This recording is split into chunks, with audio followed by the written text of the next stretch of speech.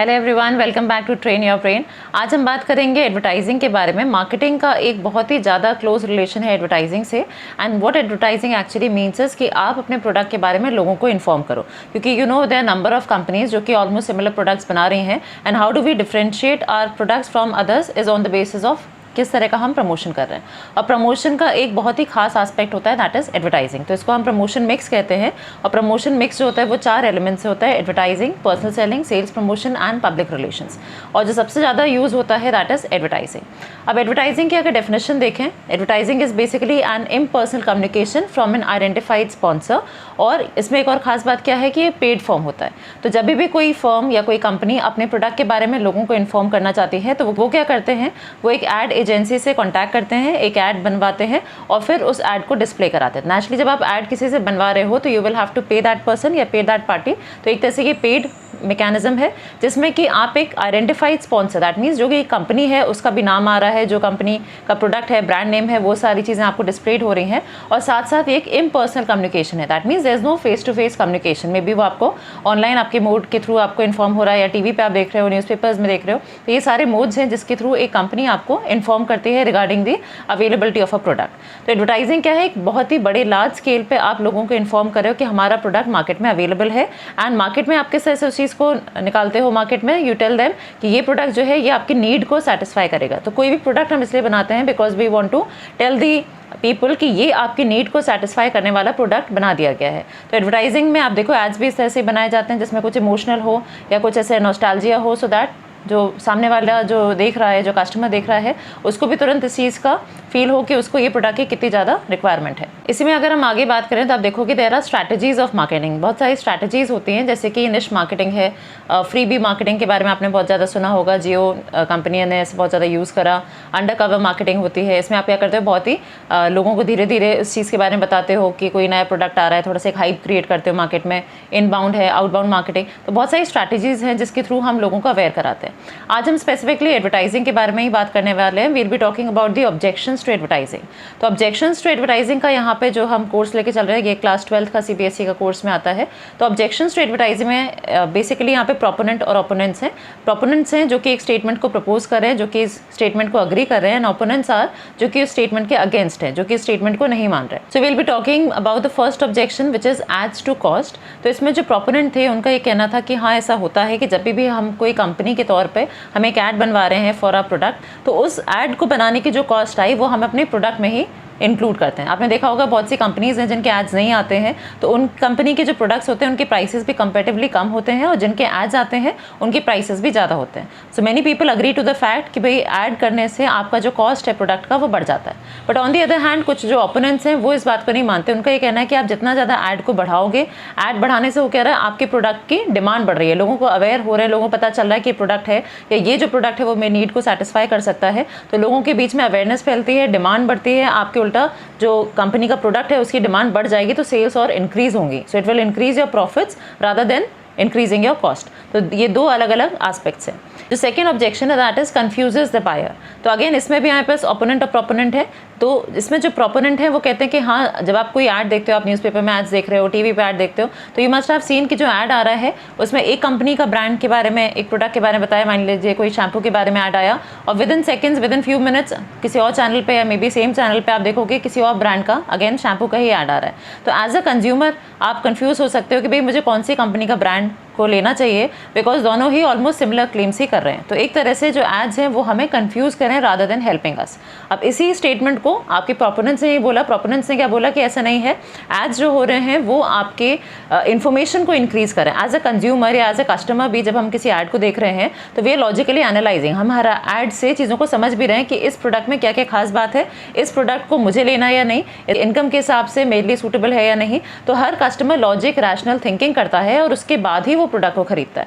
So they are proponents also जो ये कहते हैं कि नहीं, ऐड जो है वो कंफ्यूज नहीं कर रहा, इट इज़ बेसिकली इन्फॉर्मिंग अस, हमें बता रहा है कि हमें क्या प्रोडक्ट खरीदना चाहिए और क्या हमें नहीं लेना है as per are requirement. Okay, तीसरा आता है जिसमें हम कहते हैं कि एड्स जो हैं वो आपको अंडरमाइन कर रहे हैं सोशल वैल्यू को।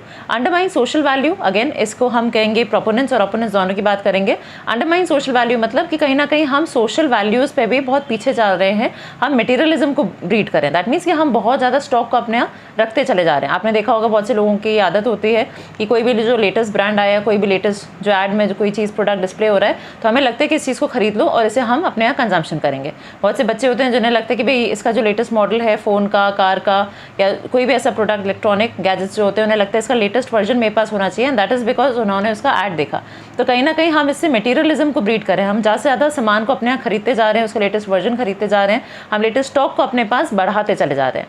बट क्या हमें इतने ज़्यादा स्टॉक की ज़रूरत है, इस पर भी आगे इसमें बात करा जा सकता है। इसी पॉइंट को जब हम इसके ओपोनेंट की बात करते हैं, they are the ones who say कि नहीं ऐसा नहीं है। जो एड्स हैं वो अगेन आपको लॉजिकली बता रहे हैं, वो अंडरमाइन नहीं कर रहे हैं, वो आपको इन्फॉर्म कर रहे हैं कि आपको क्या प्रोडक्ट लेना चाहिए, क्या नहीं लेना चाहिए। And again being logical and rational, आप उन्हीं चीज़ों को खरीदोगे जो आपके लिए सही है। इस पर बात करते हैं encourages sale of inferior products. जब हम इन्फीरियर प्रोडक्ट्स की बात करते हैं, इन्फीरियर प्रोडक्ट्स क्या वाकई में इन्फीरियर हैं या नहीं है, this depends upon the income of the person. आपने इकोनॉमिक्स में पढ़े हुए होंगे, इन्फीरियर क्वालिटी प्रोडक्ट्स होते हैं, सुपीरियर क्वालिटी प्रोडक्ट्स होते हैं।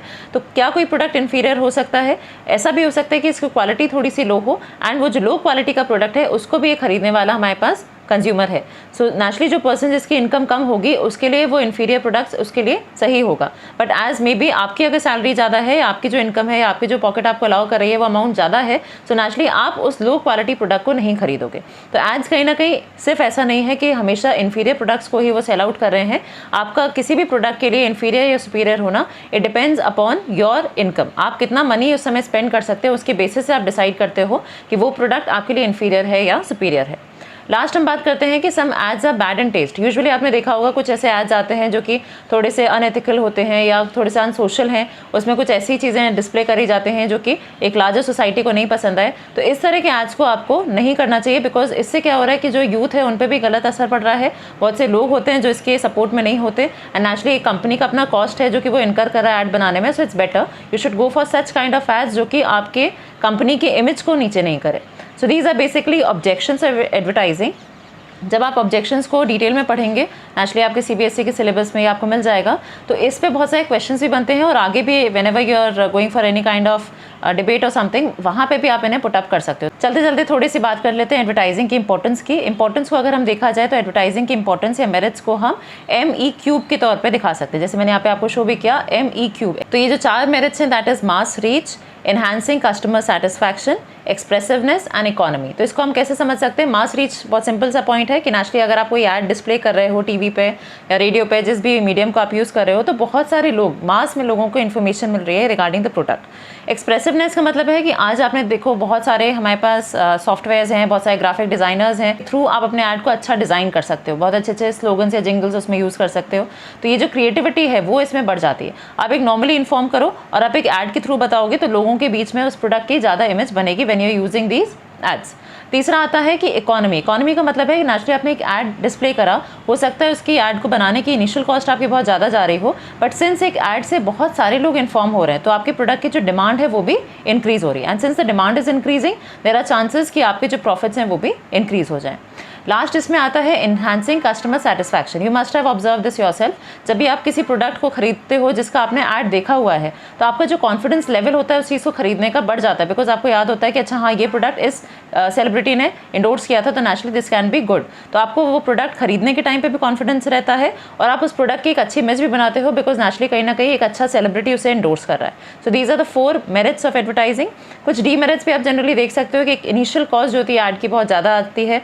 हर बड़ी कंपनी बड़े बड़े एड्स को नहीं सपोर्ट कर सकती, and so on and so fourth. So thank you so much for watching today's video, and if you like the video please do like, share and comment. Thank you. Take care.